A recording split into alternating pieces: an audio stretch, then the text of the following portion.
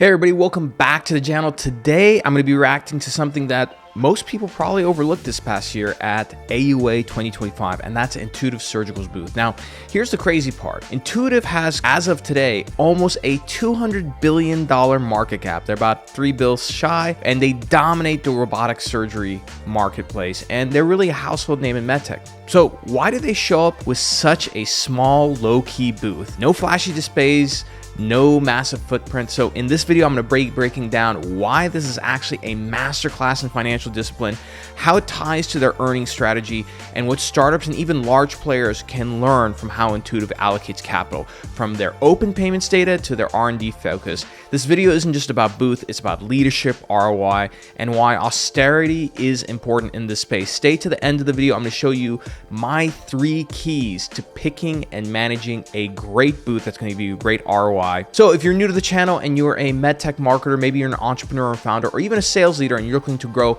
you came to the #1 place on YouTube for that in the medtech space. So be sure to subscribe to the channel, give us a like for this video, and turn on all notifications. So before I make any comments on this, I'm going to let you, the viewer, watch this by yourself for 30 seconds and you make your own conclusions and see what you notice. All right, let's see if you notice what I noticed. So let's start out with the beginning of the booth. So if you look at the beginning of the booth, we're on the outside of the booth. Now, first of all, when I showed up at AUA, I literally was looking everywhere. I could not find Intuitive Surgical's booth. I was literally trying to find it. I couldn't find it. I looked everywhere. And then I decided to finally turn it up on the app, and then I found it all the way in the back. So let's look at this video real quick.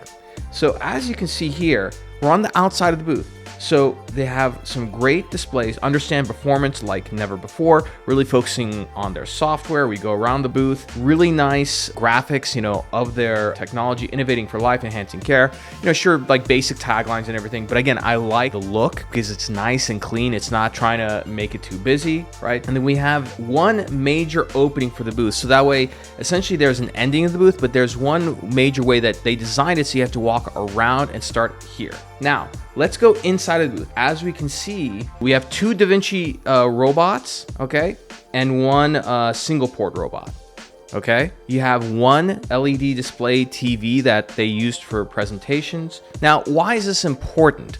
Well, I actually spoke to somebody in the booth and I kind of knew the answer, but I wanted to hear it from them. So I said, hey, I noticed, this is your guys' hallmark meeting, back in the day, 20 years ago when you introduced DaVinci, this is the meeting you introduced radical prostatectomy, etc. Why did you have such a small booth? And their response was, we've dominated this meeting for years. Why waste more money on a big booth when we can put it in other places? So let's look at the AUA exhibit hall map to show you exactly where they were. So this is the main entrance, okay? So you'd walk through this main entrance.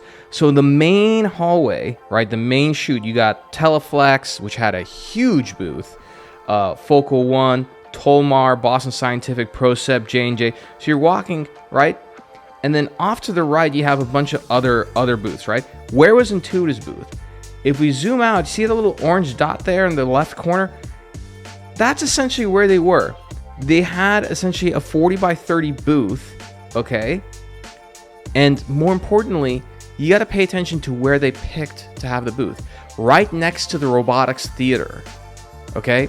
And this is important. It might seem obvious, but if you're Intuitive and you got close to $200 billion in market cap, maybe you end up with a huge booth, perhaps where Teleflex is, Sumitomo Pharma, right? But anyway, maybe you have something at the very front, but they opt for this booth all the way in the far left, right next to the robotics theory, because that is the category that they're trying to own. Now, you'd expect the company behind DaVinci, which is worth close to $200 billion, to have one of the biggest booths in the medtech event, but they didn't. Now, let's talk about why that exactly is. So this booth isn't a budget issue, it's a signal. Intuitive is known for being one of the most financially disciplined companies in medtech, and their physical presence proves it. And you can see this from their leadership. Gary Guthart, who's led the organization for the last 15 years, engineer, extremely disciplined, extremely focused. Dave Rosa, who's going to take over as CEO in July, engineer, extremely disciplined, extremely focused. If there's one thing that Intuitive is known from the very inception of that company, is that they are extremely disciplined and focused. Now, let's back that up with some numbers. I have their earnings report here from Google. So if we look at Intuitive Surgical as of today's recording, right, Their market cap is at a whopping $197 billion, okay? And I'm gonna put that into context, how big that is. If we look at another huge med device company that used to be the largest, Medtronic, their market cap is $106 billion. If we look at a company like Lockheed Martin's market cap is $113 billion. And here we have Intuitive, I don't know, like 4 or 5 products. You got the DaVinci, you have the single port, and I think Ion, maybe a few other like small things, but they don't have more than 10 products, I think, in their entire portfolio, and yet they're close to $200 billion. Now, let's look at the quarterly financials, okay? Revenue, year over year, up 19.19%. Net income, up 28%. Diluted EPS, 27% up. Net profit margin is up 7%, okay? And if you look at their earnings, EPS converted to revenue, they've beat those earnings and the EPS every single time for the last 4 quarters. Now, the point that I want to make behind this is that this is not about cutting costs. They're smart when it comes to allocating their money. Let me show you how smart they are. So if we pull up their open payments data, which shows where a medical device company spends money, in 2023, they spent a whopping $70.9 million. Where did they spend the majority of that money? Well, if we take a look at it, $41 million of that, 58%, went to education. So they were paying hospitals like Memorial Hermann, the Board of Trustees University in Chicago, UCSF, the Methodist Hospital, Cleveland Clinic, so on and so forth, right? And the majority of the people who are getting paid are hospitals. Why? They're essentially funding educational programs, training, etc. And by definition, per open payments, education qualifies as payments or transfers of value for classes, activities, programs, or events that involve learning or teaching a profession skill. This payment can include things like textbooks, medical journal articles, etc. Okay? So Intuitive is bankrolling the next generation of surgeons to learn and adopt their technology. This is key when it comes to behavior change. Behavior change is dictated in your ability to educate somebody. That's a key to driving behavior change, right? After education, we have travel and lodging, compensation for services, okay? If we look when it comes to like royalty and licenses and gifts and consulting fees for almost a $200 billion company, they spent only $545,000. That's insane. That's so little. Let me put it in context for how little that is. Here are 2 other multi-billion-dollar global medtech companies. We'll leave their names out. Let's look at this multi-billion-dollar company, medtech company that's over $100 billion in market cap. They spent $67 million in 2023. Where did the majority of that go? $49 million went to royalties and licenses. Okay, that's fine. If you develop technology with somebody, they should get paid, right? But then compensation of services, they spent $6.3 million on compensation. Compensation for services other than consulting is payments to physicians for speaking, training, and education events, okay, that are not for continuing education, okay? Then they spent $3.4 million on consulting. Let's look at another really big and successful medtech company. This company spent $46 million in 2023. Where did the majority of that money go? $13 million of it went to compensation services other than consulting, okay? So the big takeaway you have to get from all this is that when you have money, doesn't mean that you have to spend it. And at least if you do, this isn't again about cutting costs, it's about allocating your money in the right ways. If your whole goal is we have to drive technology adoption, spend the money on things that are actually going to drive that. Educational programs, grants, etc., which is what Intuitive has done so well over the years. Gary Gotthard has been extremely consistent as a CEO. He's always looking at long-term value creation versus short-term flash, and this is a company that invests in outcomes, not just optics. Now, if you're a medtech founder or entrepreneur or even a marketer and you want some help with your commercial pipeline, raising awareness to investors and more, my team and I do a fantastic job of this. Just go to growmymedtech.com and fill out a form and book time with us for a free consult. Now, to wrap things up, here are 3 high leverage things you can do when getting your booth for your next conference. Number 1, prioritize location over size. Look, your booth location often matters a lot more than the size of it. So high traffic intersections, near entrances, restrooms, food courts, or major players like an Intuitive, a Medtronic, or Abbott, that can deliver more qualified exposure than having a massive booth, okay? So when you're securing a booth, especially if you're a startup, go for a 10 by 10. Get it at the corner or an end cap booth for more visibility.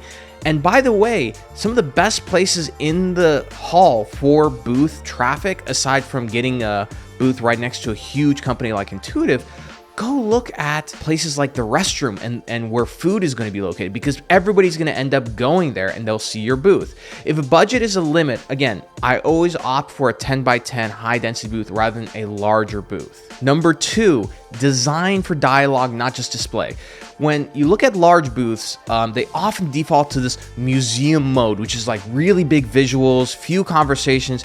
Deals happen in conversations, not flashy screens. So when you design your booth, look at the way parks are designed. Parks are never designed with the seating in the middle. Because if you design this huge booth and you put the seating in the middle, it's a lot of exposure where you're in the middle of things. Subconsciously, human beings don't like that. So set up intentional engagement zones, like little seating areas, demo tables, and standing counters that invite interaction, and put them on the edges of the booth. If you have a booth that's larger than a 10 by 10, your technology demos should be strategically placed at the corners, because that's a high traffic, high intersection area. Train your reps to always lead with questions, not just brochures. So invite people in, and when people are getting a demo, whether it's doctors or your sales reps or anybody else, get everybody to crowd around, because from the behind, nobody can tell from people's backs who's a surgeon, who's not. You want to create some interest and engagement at your booth when it comes to doing your demo. And finally, when it comes to the design, use one hero message on your backdrop that communicates a clear problem plus solution in 5 seconds. For example, end missed strokes, real-time brain blood flow, no specialists needed. Communicates a very clear approach to a problem, a unique way of solving it, and you're done. It's memorable and it will persuade. And my third piece of advice for you is pre-book meetings. Okay, this seems like an obvious thing, but so many companies don't do this. So aside from leveraging an email list, think about this. The floor is noisy, okay? When people are at the conference, they're gonna be all over the place. Relying on serendipity is a bit risky. So companies like Intuitive and others, especially companies that have worked with us, pre-book their meetings with hospital execs, KOLs, and investors in advance. And one way to do that is to start marketing 2 to 3 weeks in advance. Use social media channels like LinkedIn and X ahead of time to target people. Do direct messaging and let them know what your booth is going to be doing and where it's going to be located. Offer specific reasons to attend, like for example, a live demo, maybe new studies are being shown, or certain handouts are going to be passed out. And most importantly, don't rely on booking meetings through back and forth emails. Have a calendar link so somebody can immediately book time and you can get them to the booth. And don't forget to get their cell phone number in that calendar link. And last thing is that ahead of these conferences,